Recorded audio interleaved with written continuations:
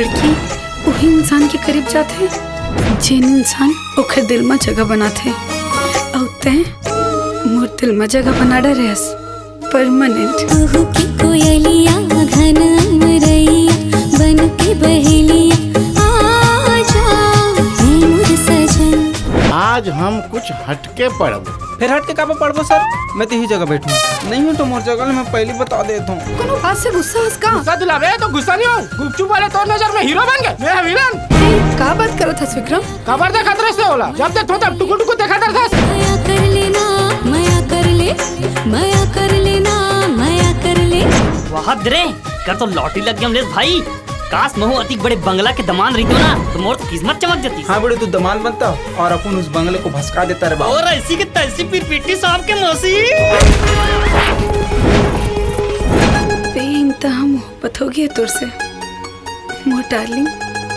उनके मंदिर में तोला बसाए तुर संग जिंदगी बिताऊं ना कभू दगा देवे छनी जीते जियत मर जाऊं ना। बेटा तुर बाप है ना फ्री फायर ले बड़े गेम खेलने वाला है। पढ़े लिखे बर संगीरे मैं आ गए रायपुर। मैं जो पढ़ाई लिखाई में जो होशियार होते ओखर से दोस्ती करना चाहता हूँ। कॉलेज हमर हावे हमर जमाना।